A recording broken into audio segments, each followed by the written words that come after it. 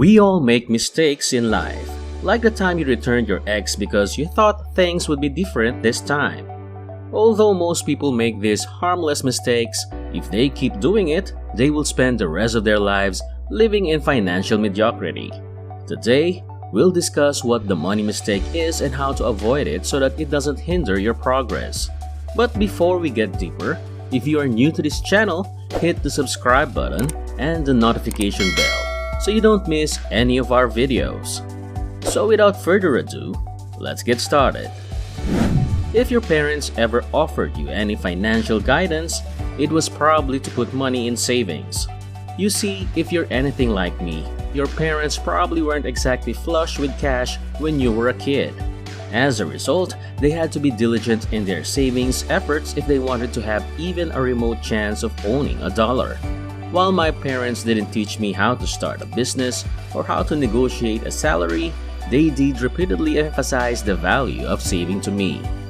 I've been acutely aware of the financial struggles people face daily for the past year or so, and it never fails to make me realize how much people are struggling. It makes me wonder where people are going wrong in their attempts to save money when I hear of difficult financial situations like this one. I've reduced it to three main problems.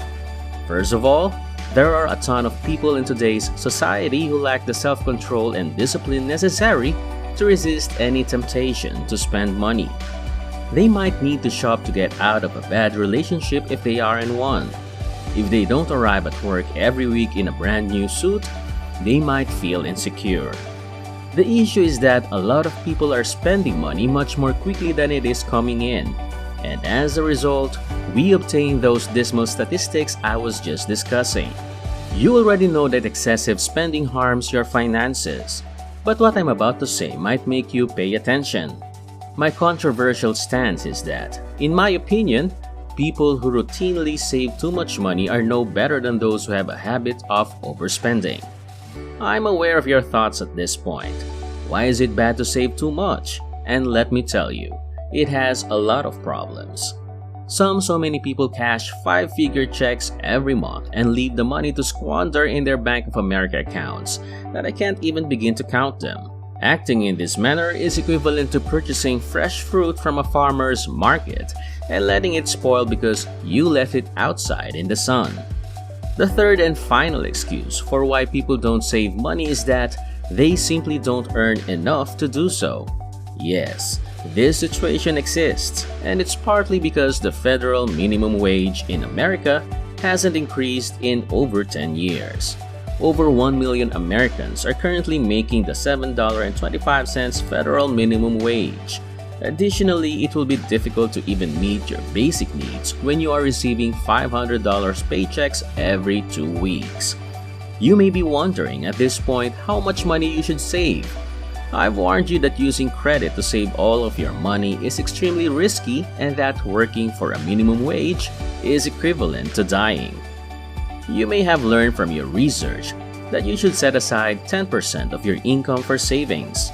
This is likely the savings goal that has received the most attention. For the uninitiated, the author of The Richest Man in Babylon suggests that for every 10 coins placed in your purse, take out 9. This is where the rule of saving 10% comes from. Your purse will immediately begin to deteriorate, and as it gets heavier, it will feel good in your hand and make you happy inside.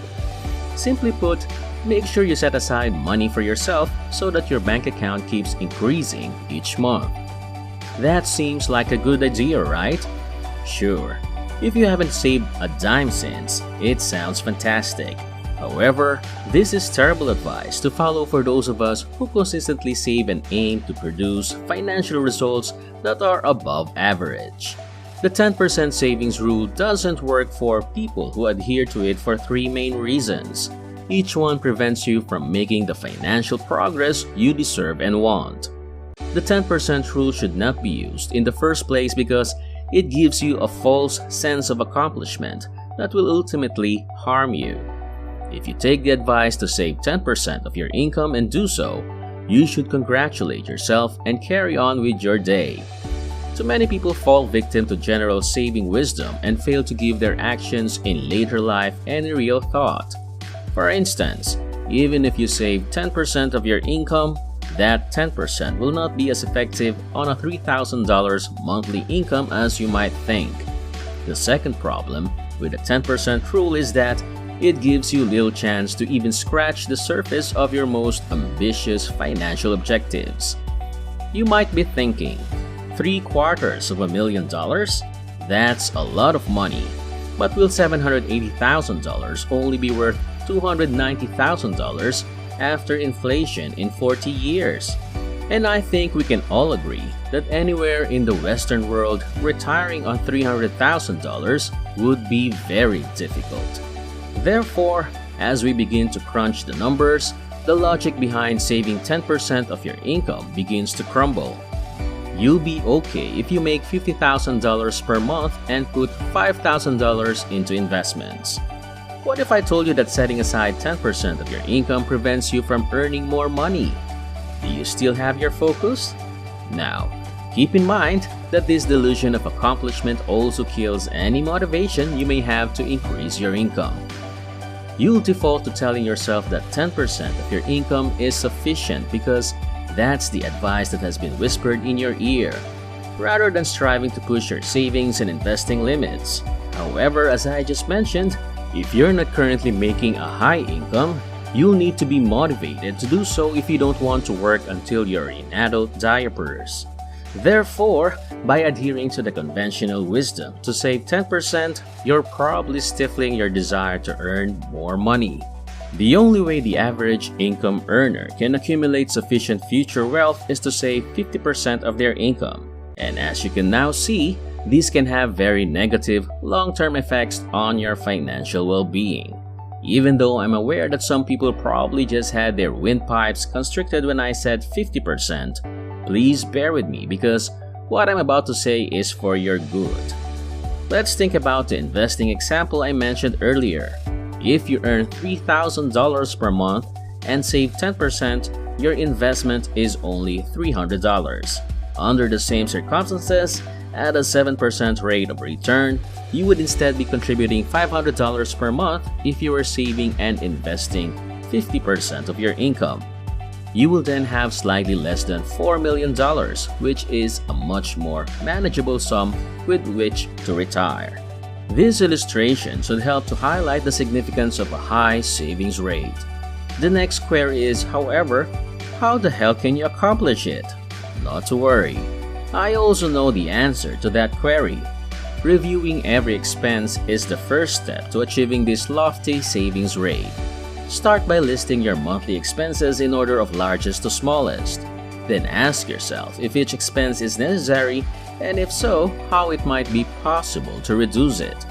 Even with the help of this exercise, you probably won't reach the 50% mark in your savings rate. As a result, there is still some work to be done. Here's where earning more money is important. Now that you are no longer bound by the 10% savings myth, you ought to be motivated to go out and earn more money, since it's much simpler to increase your disposable income through earning than it is to reduce expenses.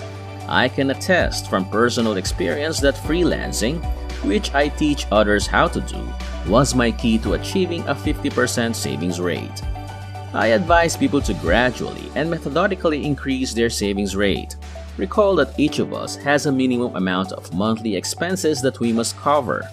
Our motivation, skills, and time are the only factors that can prevent us from making more money. Once you start implementing other ways to make money, it won't suddenly start to pour, and that's fine. Find out your current savings rate after reducing spending first. Say you have a 15% success rate. The next step is to find some income-generating activities that will help you increase your income. This could involve picking up a weekend job or starting a side business. Your objective should be to increase your savings rate by 5% every 6 months. This means that it will take you 3.5 years to get there if you are, for example, 15% out.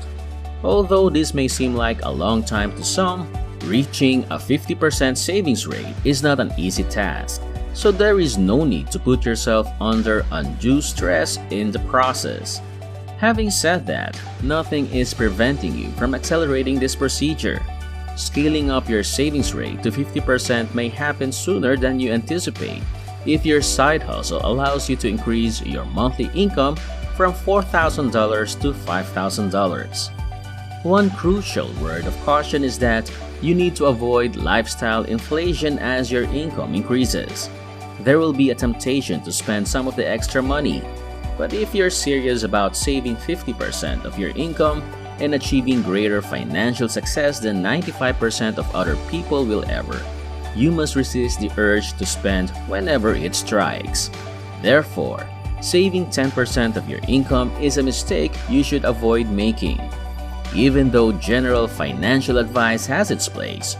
And now that you know how much to save and the steps to take to get there, you can start saving. And that's it for this video. Before you go, don't forget to like, comment, subscribe, and click the notification bell for more videos like this. Thanks for watching and see you next time.